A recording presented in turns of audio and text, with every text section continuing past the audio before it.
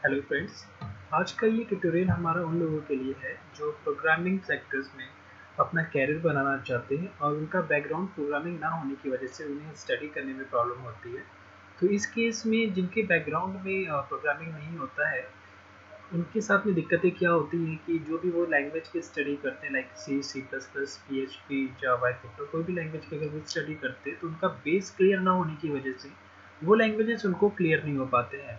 तो इस ट्यूटोरियल के जरिए हम उनका बेस कुछ हद तक क्लियर करवाना चाहेंगे कि जिनके पास प्रोग्रामिंग की कोई स्किल्स नहीं है, उनको हम कुछ हद तक ये बताना चाहेंगे कि किस एल्गोरिथम के जरिए और फ्लो चार्ट के जरिए हम इस प्रॉब्लम्स को आसानी से सॉल्व कर सकते हैं। तो सबसे पहले हम एल्गोरिथम की बात करेंगे। एल्गोरिथम वो स्टेप्स होते हैं जिन स्टेप्स के जरिए हम किसी भी प्रॉब्लम, किसी भी प्रोग्राम को आसानी से सॉल्व कर सकते हैं। किसी भी काम को या किसी भी टास्क को अगर आप स्टेप बाय स्टेप सॉल्व करते हैं तो उसी को हम एल्गोरिथम कहते हैं। लाइक आपको अपनी डेली रूटीन की अगर मैं बात करता हूँ एग्जाम्पल के तौर पे, तो अगर आपको घर से कॉलेज तक जाना है तो घर से निकलना फर्स्ट स्टेप, सेकेंड स्टेप आप कोई भी ट्रैवल के लिए आप कोई भी कन्वेंस लेते हो, देन थर्ड स्टेप पे आप वहाँ तक डेस्टिनेशन तक पहुँचते हो। इस तरह से स्टेप बाय स्टेप आप एक जगह से दूसरे जगह पे जाते हो। किसी भी काम या किसी भी टास्क को स्टेप बाय स्टेप सॉल्व करने को ही एल्गोरिथम कहते हैं।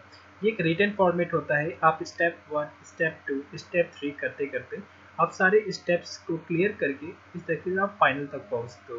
First step starting and last step and से आप करते हो।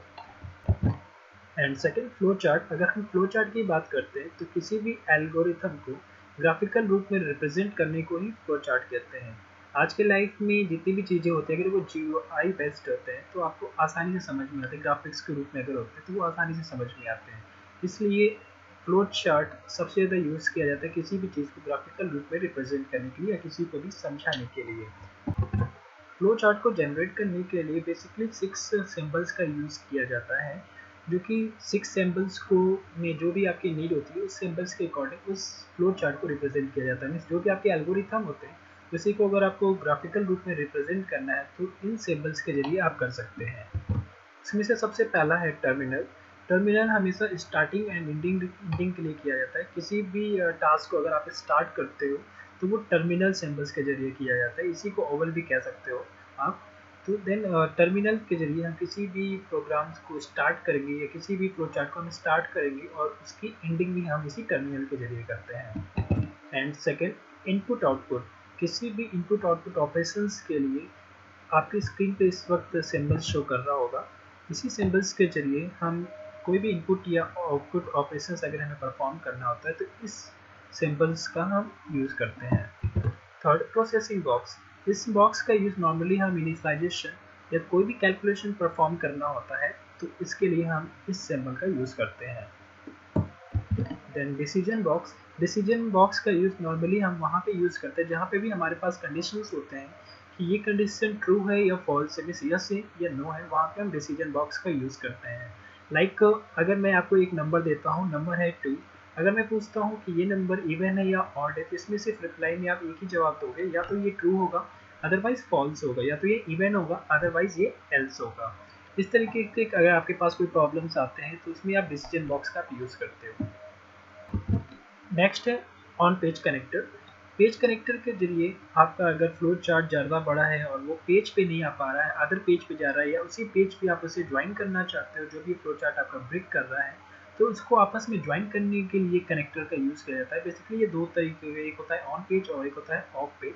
तो इन कनेक्टर्स के जरिए हम पेज को कनेक्ट किया कर सकते हैं, सॉरी, फ्लो चार्ट के जो भी सैम्पल्स हैं उन्हें हम कनेक्ट कर सकते हैं। एंड लास्ट जो सबसे ज़्यादा इंपॉर्टेंट है, कंट्रोल फ्लो। इस नेविगेशन की के जरिए हम किसी भी सैम्पल्स को आपस में ज्वाइन करवाते हैं कि कौन सा स्टेप के बाद से कौन सा स्टेप आएगा। इसी फ्लो लाइन के जरिए हम इस चीज़ को रिप्रेजेंट करते हैं, अदरवाइज हम कहें इसे हम ज्वाइन करवाते हैं, कनेक्ट करवाते हैं। तो बेसिकली ये 6 ऑपरेटर्स होते हैं जिन्हें आपको हमेशा याद रखते हैं। First terminal, second input output, third process, fourth decision, fifth connector and six control flow. सिर्फ इन 6 सिंबल्स का यूज़ करके आप किसी भी फ्लो चार्ट को आसानी से बना सकते हैं। फ्लो चार्ट्स बनाते वक्त कुछ रूल्स को आपको ध्यान में रखना होता है। फर्स्ट रूल्स में फ्लो चार्ट जनरली ड्रॉ होता है टॉप साइड से बॉटम की ओर। ऊपर से आप ड्रॉ करेंगे, नीचे की ओर आप लेके आओगे। सेकंड अगर हम बात करते हैं तो जो भी बॉक्सेस होते हैं फ्लो चार्ट के वो आपस में कनेक्टेड होनी चाहिए एरो की हेल्प से। उसमें आपका थोड़ा सा भी गैप नहीं होना चाहिए कि वो आपस में कनेक्टेड होनी चाहिए एरो के जरिए। थर्ड अगर हम बात करते हैं तो कोई भी फ्लो चार्ट अगर आप स्टार्ट कर रहे हो तो आप इस टर्मिनल के जरिए आप उसे स्टार्ट करोगे और इंड भी आप टर्मिनल के जरिए करते हो। फोर्थ पॉइंट की अगर हम बात करेंगे तो जो भी डिसीजन बॉक्स अगर आप यूज़ करते हो डिसीजन के लिए कंडीशन ट्रू है या फॉल्स है उसमें कम से कम 2 एग्जिट पॉइंट होने चाहिए, एक ट्रू के लिए और एक फॉल्स के लिए। अब हम कुछ एक्सरसाइज देखेंगे फ्लो चार्ट के लिए। इसमें से फर्स्ट एक्सरसाइज है हमारा 2 नंबरों को ऐड करना। लाइक आपको 10 और 20 को अगर ऐड करना हो तो कुछ आप एल्गोरिथम अगर आप लिखना चाहोगे तो सिंपल इंग्लिश में आप कुछ इस तरीके से लिखोगे। First initialization sum is equal to 0, कोई भी आप वैल्यू इनिशियलाइज कर दोगे। उसके बाद से सेकंड स्टेप की अगर हम बात करते हैं तो आप कोई भी नंबर इनपुट करोगे आईओ के जरिए। थर्ड में अगर आप करते हो तो आप उस चीज़ को आप स्टोर करोगे और सम में आप इस सारे चीज़ों को स्टोर करोगे। और फोर्थ स्टेप की अगर हम बात करते हैं तो आप उन सब चीज़ों को आप प्रिंट करा दोगे। अगर इसी का अगर हम फ्लो चार्ट की अगर हम बात करते हैं तो फ्लो चार्ट में आपने सबसे पहले किया स्टार्ट, इस वक्त आपकी स्क्रीन पे शो कर रहा होगा स्टार्ट। देन मैंने सेकेंड प्रोसेस में सम की वैल्यू मैंने 0 इनिशियलाइज किया हुआ है प्रोसेसिंग बॉक्स लगा के। थर्ड अगर आप देखेंगे तो मैंने इनपुट बॉक्स का यूज़ किया है इंटर 10 और 20 दोनों को ऐड करने के लिए। फोर्थ प्रोसेस में अगर आप देख रहे हैं यहाँ पे तो सम इक्वल टू 10 प्लस 20 दोनों को ऐड करके हमने सम में डाल दिया प्रोसेसिंग के लिए। देन हमने प्रिंट करवा दिया सम को, मीन्स 30 हमारा प्रिंट हो गया। देन सबसे लास्ट में फिर हमने टर्मिनल का यूज़ करके उसे स्टॉप कर दिया। इस तरीके से हम किसी भी प्रोग्राम को आसानी से एल्गोरिथम और फ्लो चार्ट के जरिए आसानी से हम सॉल्व कर सकते हैं। अगर आपको एल्गोरिथम या फ्लो चार्ट में किसी भी तरीके से कोई भी अगर प्रॉब्लम आती है या किसी भी लैंग्वेज में कोई भी दिक्कत आती है तो आप हमें कमेंट में वो सारी चीज़ें मेंशन कर सकते हो जिसके जरिए हम आपको सपोर्ट कर सकते हैं। इसके अलावा अगर आपको हमारे और भी ट्यूटोरियल्स के बारे में अगर जानना हो तो आप हमारे इस चैनल को सब्सक्राइब कर सकते हैं। Okay, thank you.